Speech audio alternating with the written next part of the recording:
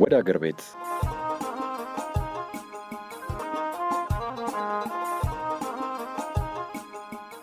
ፖፑሌሽን ሚዲያ ሴንተር ከዩኤን ውመን ጋር በመተባበር በየሳምንቱ ማክሰኞ ከሰዓት ከ7 ሰዓት እስከ 7 ሰዓት ተኩል በፋና አሰላ 90.0 የሚተላለፍ የ30 ደቂቃ የሬዲዮ ፕሮግራም ነው። ይህ ፕሮግራም በየትኛውም ሁኔታ ከሀገር ርቀው የቆዩ እህቶቻችን ገጠመኝና የህይወት ልምዶች ላይ ትኩረት ያደርጋል። ከፍልሰት መልስ ለሚገጥሟቸው የህይወት እንቅፋቶች ከቤተሰብ ከህብረተሰቡና ከጓደኞቻቸው ጋር እንዴት ተላምደው እንደሚኖሩ እንዲሁም ልናደርግላቸው ስለሚገባ እንክብካቤ ያነሳል፣ ይወያያል፣ እንዲሁም የእናንተኑ ልምዶች ወደ እናንተው ያደርሳል።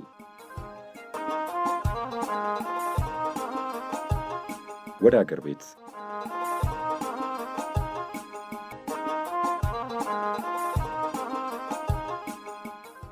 ሰላም እንዴት ከረማችሁልን ውድ አድማጮቻችን? በቀጠሯችን ዛሬም ከቤታችሁ ተገኝተናል። እናንተስ ሰብሰብ ብላችሁ ወደ አገር ቤት ፕሮግራማችንን ለመስማት ዝግጁ ናችሁ? አንድ ሁለት እያልን ይኸው ዛሬ ወደ አገር ቤት የተሰኘውን ፕሮግራማችንን ወደ እናንተ ማድረስ ከጀመርን 32ኛ ሳምንታችንን ይዘናል። እናንተም በተሳትፏችሁ ቀጥሉበት። ፍልሰትንና ከፍልሰት ተመላሾችን የሚመለከት አዲስ መረጃም እንዲህ ቢቀርብ ብላችሁ የምትጠቁሙት ካለም እኛ ከእናንተ ለመስማት ዝግጁ ነን። የእናንተ ልምድና ተሞክሮ ለሌሎች ይጠቅማልና ሁሌም እየደወላችሁ አለው በሉን። 0944 088998 ደግሞ የተንቀሳቃሽ ስልካችን ቁጥር ነው። ሁሌም እየደወላችሁ ሀሳብ አስተያየታችሁን ለምትሰጡን ምስጋናችን ከፍ ያለ ነው። አሁንም ደውሉ፣ ሀሳብ አስተያየታችሁን አድርሱን። በምናቀርበው ፕሮግራም ዘና እያላችሁ ቁም ነገርን ትጨብጣላችሁ።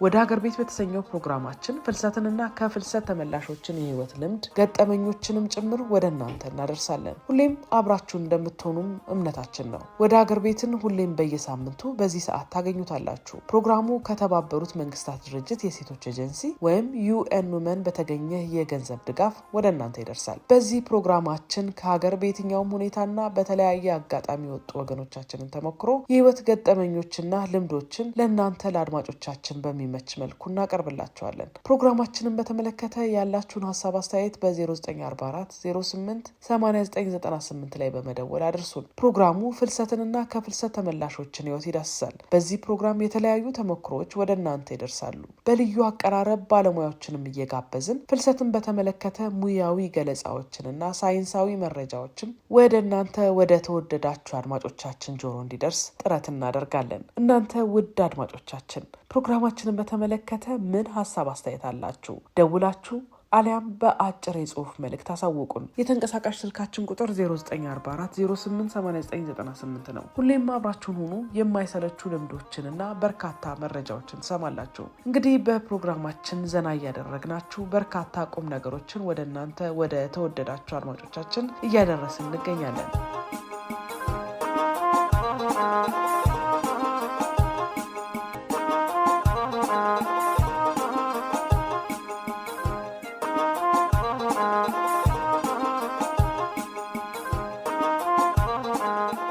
የንጋት ኮከቦች ድራማችን በእናንተ ዘንድ እጅግ እየተወደደ እንደመጣ በምትሰጡን ሀሳብ አስተያየት ተረድተናል። አሁንም እኛ የእናንተን ሀሳብ አስተያየት ለመቀበል ዝግጁ ነን። ሁሌም ደውሉ። ሁሌም በአጭር የጽሁፍ መልእክት ሀሳብ አስተያየታችሁን እንካችሁ በሉን። የዛሬው የንጋት ኮከቦች ድራማችንን ወደ እናንተ ከማድረሳችን በፊት የባለፈውን ሳምንት በጥቂቱ ላስታውሳችሁ። ባለፈው ሳምንት በንጋት ኮከቦች ለየት ባለ መልኩ ፀሐይና ስንጥር ድብብቆሽ እየተጫወቱ ነበረ። የልጅነት ጊዜያቸውን የሚያስታውስ አሪፍ ጊዜም እንዳገኙ እየተወያዩ ነበረ። በዛውም ፀሐይ ለስንጥር የልጅነት ባሏን ገና ሕፃን እያለች እንዳገኛት ትናገራለች። በሰርጓ ዘመንና ከዛም በኋላ በትዳሯ ላይ የገጠማትን ለስንጥር ታጫውተዋለች። ለምን እንዳላገባችም ትነግረዋለች። ስንጥርም በሁኔታው እጅግ በጣም ተገርሟል። የንጋት ኮከቦች በዚህ ሳምንት ደግሞ ተሰናድቶ የእናንተን ጆሮ እየጠበቀ ነው። ተጋበዙልን። የድራማው ጸሐፊ አንላይ ጥላሁን ነው። የንጋት ኮከቦች ይግቡ።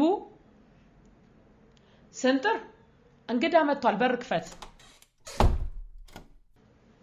ታዳምቅ እንኳን ደህና መጣሽ ግቢ እሺ እንኳን ደህና መጣሽ ከቀጠሮ ሰዓትሽ ቀደም ብለሽ መምጣትሽ ለጉዳይ የሰጠሽውን ትኩረት ያሳያል አመሰግናለሁ እድሉን በቀላሉ የማገኝ አልመሰለኝም ነበር ምክንያቱም በጣም እየተቸገርኩ ስለሆነ ነው ህክምናውን ለማግኘት ወደ አዲስ አበባ መሄድ ስላልቻልኩ ችግሩ አብሮኝ ዘለቀ አረ ምንም አይደለም ድርጅቱን የከፈትኩት ከስደት ተመላሾች ከማህበረሰባችን ጋር ተቀላቅለው በሚኖሩበት ጊዜ የሚያጋጥማቸው መገለል መገፋትና መናቅ እና ለትዳር አለመፈለግ የመሳሰሉ ችግሮችን እንዲቋቋሙ ለማድረግ ነው ስለሆነም የግንዛቤ ማስጨበጫም ጭምር ነው ግንዛቤ ማስጨበጫ ስትይ ምን ማለት ነው ከስደት የተመለሱ በርካታ ወገኖቻችን የሚደርስባቸውን ጫና ወይም ችግር ምንነት አይረዱም ከችግሩም እንዴት እንደሚላቀቁ አቁ ለዚያም ነው ብዙዎቹ ለአይምሮ ቀውስ እየተዳረጉ የሚገኙት እውነት ነው እኔም የማውቃቸው በከፍተኛ ጭንቀት ውስጥ ያሉ ናቸው የሚረዳቸው ስለማያገኙ በሂደት እንደ በሽተኛ ይታያሉ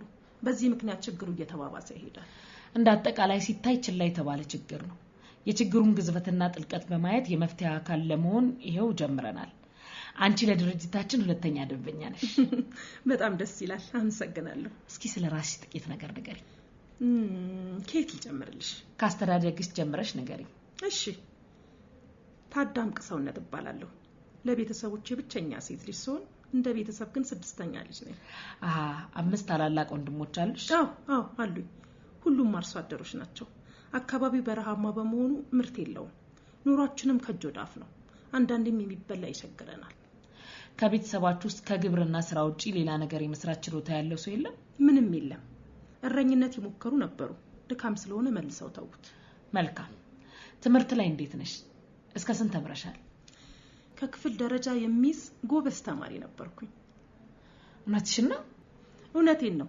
9ኛ ክፍል ስደርስ ግን የቤተሰቦቼ ችግር እየበረታ መጣ ቤት ውስጥ የሚበላ ጠፋ እሺ ከ9ኛ ክፍል ጀምሮ መማር የምችለው በወረዳ ከተማ ሄጄ ስለነበረ ያንን ለማድረግ ቤተሰቦቼ አቅም አልነበራቸው የቤት ኪራይ የምግብና የሌሎች ወጪዎችሽን ማለትሽ ነው አዎ አንድ ብር እንኳን ለመስጠት የማይችሉበት ደረጃ ላይ ደርሰው ነበር ቤት ውስጥም የሚቀመስ ነገር አልነበረም በዚህ ምክንያት ትምህርቴን ሳልማር ቤት ውስጥ 1 አመት ቆየው እሺ ከዚያማ አመት ከተቀመጥኩ በኋላ ትምህርቴን መቀጠል የምችልበት ምንም አይነት እድል እንደሌለኝ ሲገባኝ ጭንቀት ውስጥ ገባሁ ስራ ማግኘት አልቻልሽም ገጠር ያለው እርሻ ብቻ ነው ያም ሆኖ የቀን ስራ ለማግኘት ከምኖርበት አካባቢ ራቅ ወዳለ ቦታ መሄድ ነበረብኝ እሱንም ደግሞ የሚያደርጉት ወንዶች ናቸው እኔ አልቻልኩም በዚህ ምክንያት ከቤተሰቦቼ ትዳር መስርቼ የሚል ጥያቄ እየበረታብኝ መጣ የትዳር ጥያቄ በዛ በጣም ብዙ ወንዶች ሽማግሌ ይልኩ ጀመር እኔ ግን ገጠር ውስጥ የመኖር ፍላጎት አልነበረኝም እሺ ከዚያ በኋላ ሽሽት አማራጭ ሆኖ ታየኛ ወደ አዲስ አበባ መሄድ ፈለኩ እንዴ የመጓጓዣ ሳንቲም ከየት አገኘሽ ካጎቴ ተበደርኩ የእናቴ ወንድም ነው ትምህርቴን በማቋረጤ በጣም ይቆጨዋል ከሌለው ቤቱ ቀንሶ ሰጠኝ እሺ ከዛስ ወደ አዲስ አበባ ለመሄድ ትኬት ልቆርጥ አውቶቡስ ያለበት ቦታ ሄድኩ ግን እዛ ቆሞ የነበረ ጎረምሳ የት መሄድ እንደምፈልግ ሲጠይቀኝ ነገርኩት እሺ ከዛ በፊት ግን አታውቂው አላውቀው እሺ ከዚያማ ለምን ጉዳይ ነው አዲስ አበባ የምትሄጂው አዲስ አበባ ዘመድ አለሽ ምናምን እያለች ጠይቀኝ ከቆየ በኋላ ትኬት እንዳልቆርጥ ነገረኝ ለምን እሺ ከትኬት መቁረጫው ፊት ለፊት ወዳለ ምግብ ቤት ይዞኝ ሄደና ቦር ብዙ ሺህ ብሮች የሚያስገኝ ስራ እንዳለ እንደሚያስቀጥረኝም ነገረኝ ታዲያ አንቺ መልስሽ ምን ነበር በነገረኝ ነገር ተደሰትኩ ተስማማሁ ከዚያም በቀጠሮ ተለያየንና ወደ ቤተሰቦቼ ተመለስኩ ከዛስ ከ3 ቀን በኋላ ገበያ በሄድኩበት አገኘሁት ፎቶ አስነሳኝ ከሆነ ሴት ጋር አስተዋወቀኝ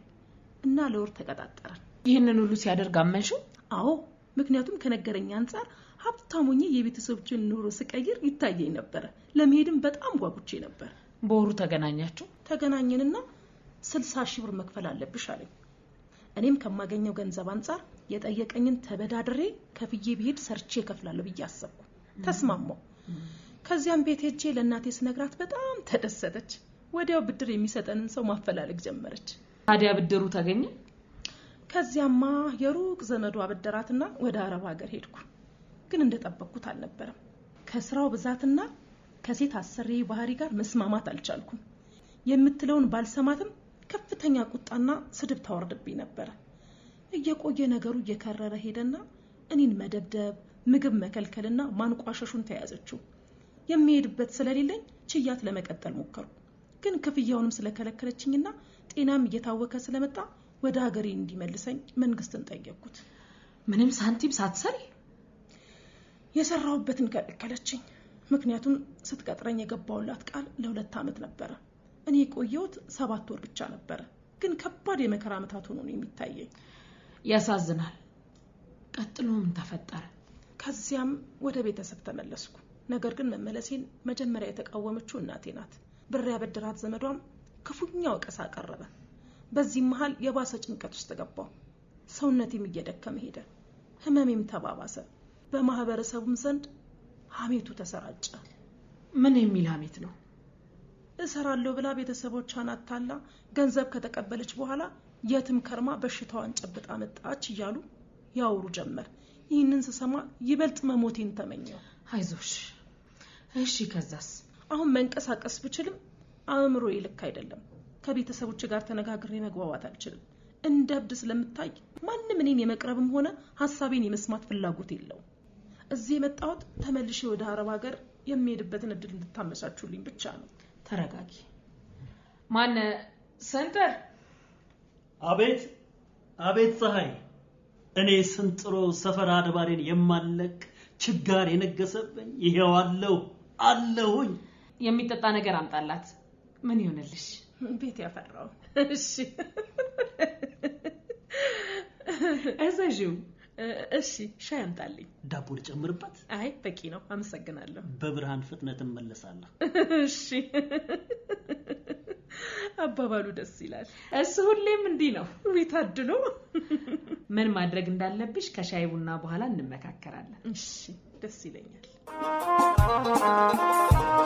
የንጋት ኮከቦች እያዳመጣችሁ የምትገኙት ወደ ሀገር ቤት የተሰኘውን ፍልሰትንና ከፍልሰት ተመላሾች ላይ ትኩረት የሚያደርገውን የሬዲዮ ፕሮግራማችንን ነው። ፀሐይና ቅመም ስራቸውን ጀምረዋል። ታዳምቅ የምትባል ደንበኛ መታ ከፍልሰት ለተመለሱ ወገኖች የነ ፀሐይ ድርጅት የሚሰጠውን አገልግሎት እየተነጋገሩ ነው። ታዳምቅ የዛሬዋ የነ ፀሐይ እንግዳ ነበረች። የነበረባትን የህይወት ወጣ ገባ ለፀሐይ ዘርዝራ ነግራታለች። ቤተሰቦቿ የነበረባቸውን ችግር በጥቂቱም ቢሆን ለማገዝ በህገወጥ ሰው አዘዋዋሪዎች አማካኝነት ከሀገር እንደወጣችና ከሀገር ከወጣች በኋላ ግን ካሰሪዋ ጋር ብዙም እንዳልተግባቡ ነግራታለች። በዚህም ምክንያት የወጣችበትን ዓላማ ሳታሳካ ወደ ሀገር መንደሯ ብትመለስም ከቤተሰብም ሆነ ከማህበረሰብ ጥሩ ያልሆነ አቀባበል እንደገጠማትና በዚህም መንፈሷ እንደሚጨነቅ ለፀሐይ እንደነገረቻት ሰምተናል። እነ ፀሐይም ስራ እንዲፈልጉላት ተማጽናቸዋለች። ፀሐይም ከሻይ ቡና በኋላ ስለ መፍትሄው እንደሚነጋገሩ ለታዳምቅ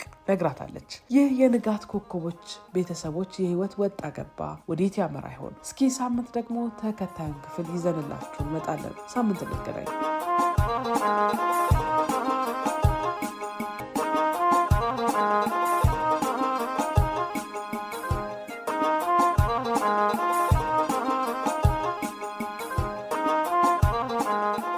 እንደ አውሮፓውያኑ አቆጣጠር በ1974 የንጉሰ ነገስቱን አገዛዝ ለመጣል የተደረገው መፈንቅለ መንግስት በሀገራችን ኢትዮጵያ ውስጥ መፈናቀልና ወደ ሌሎች ሀገራት መፍለስን አስከትሏል። አብዛኞቹ ምዕራባውያን ሀገራትም ለኢትዮጵያውያን ፍልሰተኞች ጣቢያዎችን በማሰናዳት እንኳን ደህና መጣችሁ በማለት ተቀብለዋቸዋል። ዋና ከተማችን አዲስ አበባም በተለያየ ምክንያት ቀያቸውን ለቀው ለሚመጡ ኢትዮጵያውያን መዳረሻ ሆናለች። በዚህም ምክንያት እንደ አውሮፓውያኑ አቆጣጠር በ1984 ጠቅላላ የህዝብ ብዛቷ 1.4 ሚሊዮን የነበረ ሲሆን እንደ አውሮፓውያኑ አቆጣጠር በ2000 ደግሞ ከ3.5 ሚሊዮን በላይ ከፍ እንዳለ ጥናቶች ይጠቁማሉ።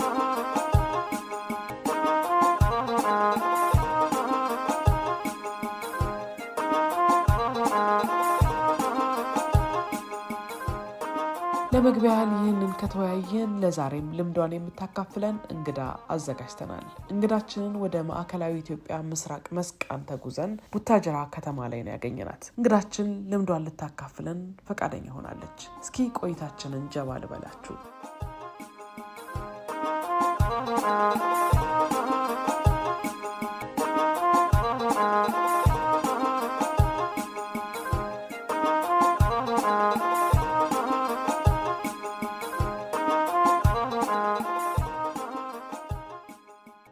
ስሜ መዋ አህመድ እባላለሁ። የተወለድኩኝ ምስራቅ መስቃን ባላ አካባቢ ነው። ያደኩኝም እዚህ ነው። እዚህ 03 ማለት ነው። እስቲ ህይወት እንዴት ነው? እግዚአብሔር ይመስገን። አሁን ምን እየሰራሽ ነው ያለሽው? ይኸው ባለው አክል ሱቅ እየሰራሁ ነው። እንግዲህ እንደምታዩ ሱቅ እየሰራሁ ነው። አረብ ሀገር ሄደሽ ነበረ? አዎ ሄጃለሁ። እስቲ ስለዛ ህይወትሽ አጫውቺ። እዛ አሪፍ ነበረ ለኔ። 5 ዓመት ሰርቻለሁ እዛ። ከዛ ከ5 ዓመት ቆይታ በኋላ መጣ እዚህ ስራ ጀመርኩ ማለት ነው ሱቅ። አካሄድሽ እንዴት ነበር? አካሄዴ ያው ቤተሰቡን አስፈቅጄ ነው በራሴ ተነሳስቼ ማለት ነው። ያው ራሴ ለመለወጥ እንደዚህ የግል ስራዬ ለመስራት ምንም ስላልነበረኝ መጀመሪያ መነሻ ስላልነበረኝ እዛ ሰርቼ መጥቼ ነው ያንን መነሻ አድርጌ ነው ይሄ እየሰራሁ ያለሁ ማለት ነው። ስትሄጂ ቤተሰብ ነው የሞላልሽ ወይስ እንዴት ነው ገንዘቡን? ገንዘብ እዛ ሄጄ ነው ከፈልኩ። በብድር ማን ተበደረ? እዛ ትከፍያለሽ። የ3 ወር ብር ነው ከፈልኩኝ እዛ ሄጄ እነሱ ጋር ማለት ነው። ከዛ ወስደውሽ ከዛ ራስሽ እዛ ይከፍሉልሻል እኮ እንደዛ አይነት ነገር ነበር ያለ። 3 ወር ሰርቼ ከፈልኳቸው። እድሉ መኖሩን በምን አወቅሽ? ያው መሄድ ስፋል አይደለም ይሄው እንደዚህ የሄዳለስ ያንን ስለሰማሁ እየተማርኩኝ ነበር። ያንን ደግሞ ተማሪ ነበር? ተማሪ ነበር። ያንን ሲሄድ ተማሪ ነበር 10ኛ ክፍል። ያንን አቋርጬ ነው የሄድኩ። እግዚአብሔር ይመስገን ተሳክቶልኛል በተወሰነ መንገድ ማለት ነው። እስቲ ስለ ቆይታሽ ንገሪኝ። እዛ ማለት እንግልት ይኖራል ምናምን እስቲ ንገሪኝ። አለ ግን እኔ እንደዛ አይነት ነገር አልገጠመኝም። ጥሩ ሰዎች ነበሩ የገጠሙኝ ሰዎች ማለት ነው። መጀመሪያ ለ1 ዓመት አክል አንደኛዋ ሴትዮዋ ጋር ሰራ። ከዛ እሷ ወደ ኩዌት ስትቀየር እህቷ ቤት ተቀየርኩኝ። ከመጀመሪያዋ ሴትዮ ብዙም አንግባባም ነበር በእርግጥ። ሁለተኛዋ ግን በጣም እናት ነበረች ማለት ትችያለሽ። ጥሩ ነበረች እና ከሷ ጋራ 4 ዓመት ሰራሁ። እዛኛው 1 ዓመት እዛኛው 4 ዓመት 5 ዓመት ማለት ነው ሰራሁ። ማትግባቡት ለምን ነበረ? ከዛችኛዋ ጋር አለመልመድ ነው ወይስ ምንድነው? ያው የቋንቋ ችግር ሊሆን ይችላል አይታወቅም። ብቻ በጊዜው አሁን ይሄ ነው ብለሽ የምትገልጪው ነገር ላይኖር ይችላል። ወይም እኔ ቋንቋ ያለመቻል ሊሆን ይችላል።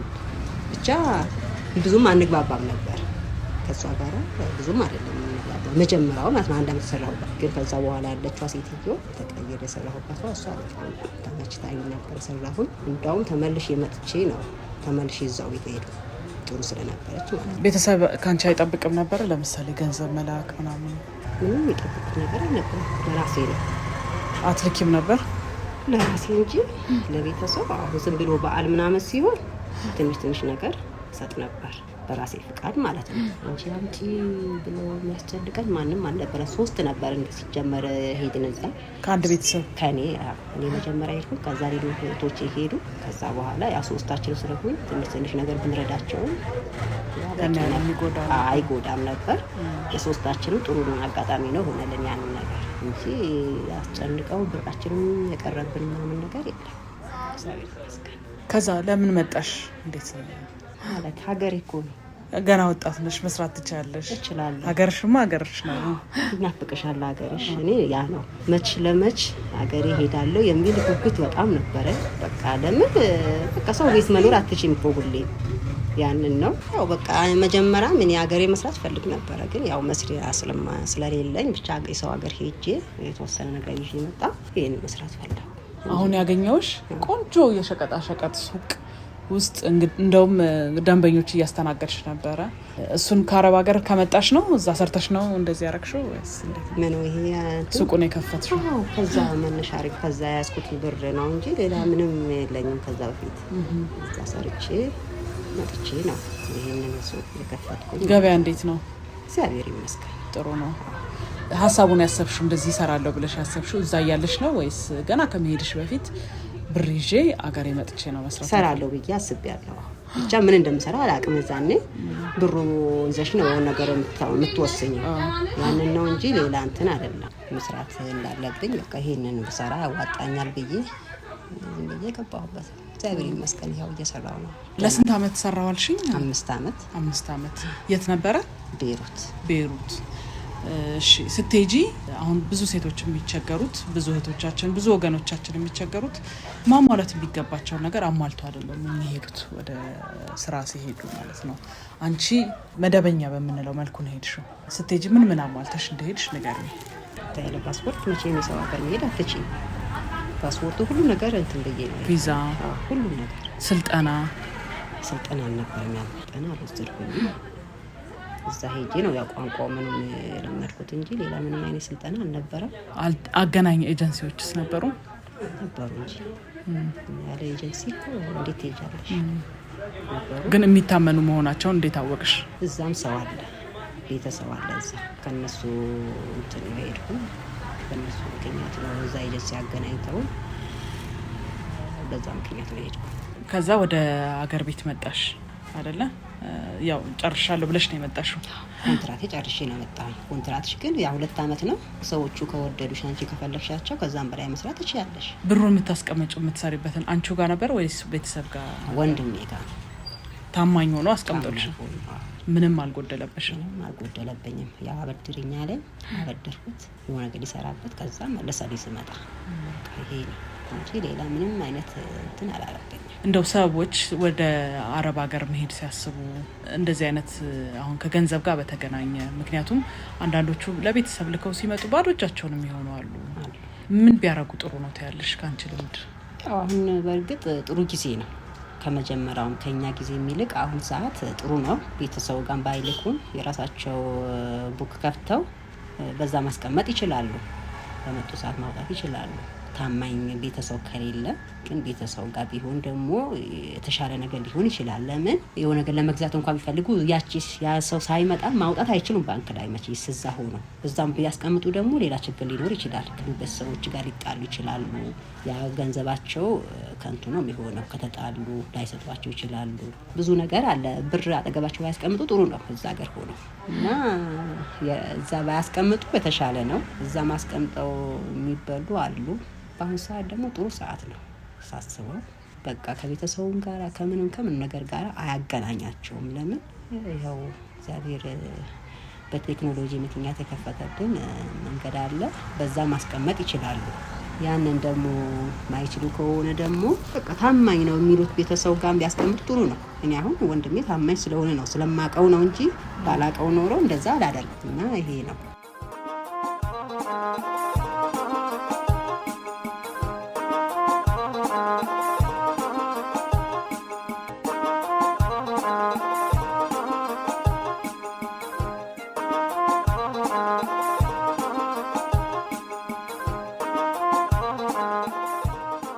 ወደ ሀገር ቤት የተሰኘውን የሬዲዮ ፕሮግራማችንን ነው እያዳመጣችሁ የምትገኙት። ወደ ሀገር ቤት ፕሮግራማችን በፖፑሌሽን ሚዲያ ሴንተር እየተዘጋጀ ወደ እናንተ ይደርሳል። ፕሮግራሙን በገንዘብ የሚደግፈው ደግሞ የተባበሩት መንግስታት ድርጅት የሴቶች ኤጀንሲ ወይም UN Women ነው። በዚህ ፕሮግራማችን የተለያዩ ሰዎችን ተሞክሮና ልምዶችን ወደ እናንተ እናደርሳለን። ወገኖቻችን ከሀገር ሲወጡ ምን ገጠማቸው? በቃኝ የሰው ሀገር ብለው ወደ ሀገር ቤት ሲመጡስ ዘመድ አዝማድ፣ ቤተሰብ፣ ጓደኛ፣ እናት አባት እንዴት ተቀበላቸው የሚሉትን ልምዶች ወደ እናንተ እናደርሳለን። እንግዳችን ማህቡባ አህመድ ፍልሰትን አይታ ነው የመጣችው። ከሀገር ወጥታ በነበረችበት ወቅትም ከአሰሪዎቿ ጋር በተለያየ ምክንያት ብዙም መግባባት እንዳልነበራትና በኋላ ላይ ግን ቤት ቀይራ ስራ የጀመረችበት ቤትም መልካም ግንኙነት ከአሰሪዎቿ ጋር እንደፈጠረች ነግራናለች። ምንም እንኳን ከሀገር ወጥታ ጥሩ ኑሮና ጥሩ ገቢን እያገኘች ቢሆንም ወደ ሀገሯ መመለስ ግን ምኞቷ እንደነበረና በኋላ ላይም ምኞቷን ወደ ተግባር ቀይረዋለች። ወደ ሀገሯ ተመልሳለች ማለት ነው። እናንተስ የፍልሰት ህይወትን እንዴት እያሳለፋችሁ ነው? የእናንተ ልምድና የእናንተ ተሞክሮ ለሌሎች ይጠቅማልና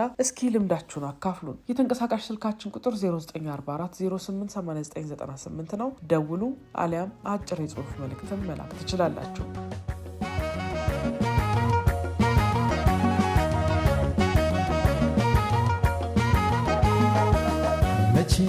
መቼም ከሀገሩ ከጥየው ርቆ ሰው ከሀገሩ ብዬድ ርቆ ልቡ ቀልብ ሀሳቡ መች ይረጋ? ልቡ ከሱ መች ሊረጋ? የሰው ሀገር የሰው ነው እንደራስ ሳይሆን ቢከፋውም ቢቸገርም ቢያዝንም ብቻ ያቀናበት ጉዳዩ ሞልቶ እስኪመልሰው አሜን ብሎ ዝም እንጂ ቢነኩት ነው።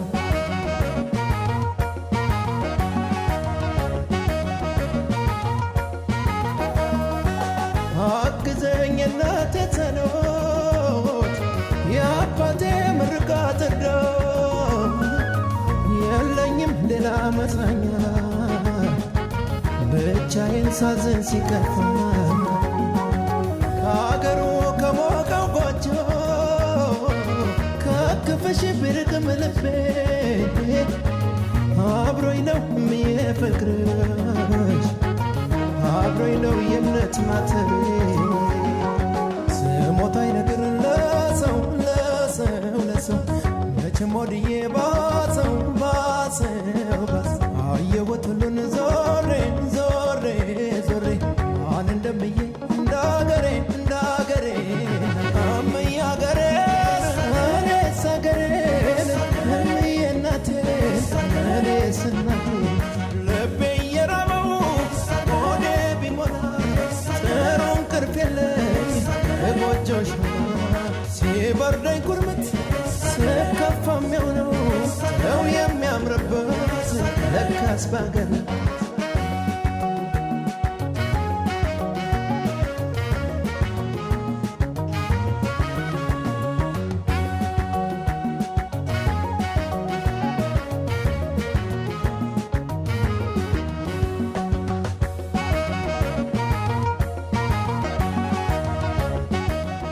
ከሀገር መውጣት እንግዲህ ውጣ ውረዱ ብዙ ነው። አገኛለሁ፣ ይሳካልኛል፣ ራሴ ተለውጬ ቤተሰብ ዘመድ እለውጣለሁ ብላችሁ ከሀገር ከወገን ርቃችሁ ግን ያሰባችሁት ሳይሳካ የጠበቃችሁት ቀርቶ ያልጠበቃችሁት የገጠማችሁ ወገኖች በህይወት በጭራሽ ተስፋ እንዳትቆርጡ። ነገ ሲመጣ ሌላ የተሻለ ነገርን ይዞ ይመጣልና ነገ ከዛሬ ይሻላልና በርቱ እንላለን በመላው የፕሮግራማችን አዘጋጆችና ተባባሪዎቻችን ስም። ምናልባት እናንተ በአሁኑ ሰዓት ከሀገር ለመውጣት እያሰባችሁ ሊሆን ይችላል። ወይም ደግሞ የሚያስፈልገውን ሁሉንም ነገር አሟልታችሁ ሀገራችሁን፣ ቤተሰባችሁንና የተወለዳችሁበትን ያደጋችሁበትን ቀዬ ጥላችሁ ለመውጣት ጣጣችሁን ጨርሳችሁ ቀን ቆርጣችሁ ወዳሰባችሁት ምድር ለመጓዝ ጥቂት ቀናቶች ብቻ ቀርተዋችሁ ሊሆን ይችላል። አሊያም የሰውን ሀገር ኑሮ አይታችሁ እንዳሰባችሁት ባለመሆኑ ወይም ደግሞ ቤተዘመድ አይቼ እናት አባቴን ጠይቄ ወደ መጣሁበት እመለሳለሁ ብላችሁ በሀገራችሁ ልትሆኑ ትችላላችሁ። እስኪ ሁላችሁም እየደወላችሁ አሊያም አጭር የጽሁፍ መልእክትም እየላካችሁ አሁን ስላላችሁበት ሁኔታ አካፍሉን።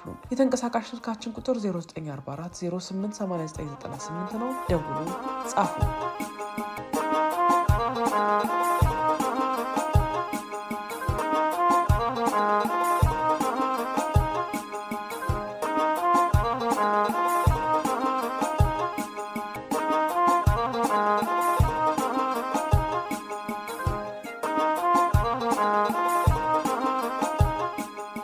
በዚህ ፕሮግራማችን ቀደም ብለን እንደነገርናችሁ የተለያዩ ሰዎችን ተሞክሮና ልምዶችን ወደ እናንተ እናደርሳለን። ወገኖቻችን ከሀገር ሲወጡ ምን ገጠማቸው? በቃኝ የሰው ሀገር ብለው ወደ ሀገር ቤት ሲመጡስ ዘመድ አዝማድ፣ ቤተሰብ፣ ጓደኛ፣ እናት አባት እንዴት ተቀበላቸው? የሚሉትን ልምዶች ወደ እናንተ እናደርሳለን። ሁላችንም እኔም፣ አንተም፣ አንቺም ለተሻለ እንጀራ ፍለጋ ከሀገር ለመውጣት ያሰበችውን እህቴን በቂ መረጃን በመስጠት መደበኛውን የፍልሰት አማራጭ እንድትከተል በቻልነው አቅም ልናግዛት ይገባል እንላለን። በዛሬው በወደ ሀገር ቤት የሬዲዮ ፕሮግራማችን ስም እንደሰማችሁት ከዚህ በፊት ሰምተናቸው የማናቃቸው በፍልሰት ጉዳይ ላይ ትኩረት የሚያደርጉ ድንቅ የሆኑ ተሞክሮችን አዘጋጅተናል። ዛሬ እንደሰማችሁት አይነት ለየት ያሉ አጋጣሚዎችንም ለእናንተ ልናቀርብ ተዘጋጅተናል። ሁሌም በዚሁ ሰዓት በየቤታችሁ እንመጣለን። እናንተ ውድ አድማጮቻችንም ሁሌም ወደ ሀገር ቤት ፕሮግራማችንን አዳምጡ። በፕሮግራማችን ላይ ያላችሁን ሀሳብ አስተያየት አድርሱ፣ ደውሉ፣ ጻፉ። 0944 088998 የተንቀሳቃሽ ስልካችን ቁጥር ነው።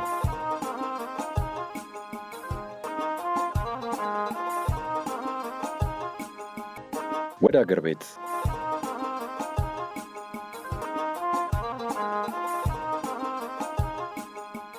ፖፑሌሽን ሚዲያ ሴንተር ከዩኤን ውመን ጋር በመተባበር በየሳምንቱ ማክሰኞ ከሰዓት ከ7 ሰዓት እስከ 7 ሰዓት ተኩል በፋና አሰላ 90.0 የሚተላለፍ የ30 ደቂቃ የሬዲዮ ፕሮግራም ነው።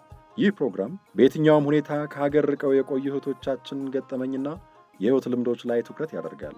ከፍልሰት መልስ ለሚገጥሟቸው የሕይወት እንቅፋቶች ከቤተሰብ ከህብረተሰቡና ከጓደኞቻቸው ጋር እንዴት ተላምደው እንደሚኖሩ እንዲሁም ልናደርግላቸው ስለሚገባ እንክብካቤ ያነሳል፣ ይወያያል፣ እንዲሁም የእናንተኑ ልምዶች ወደ እናንተው ያደርሳል። ወደ አገር ቤት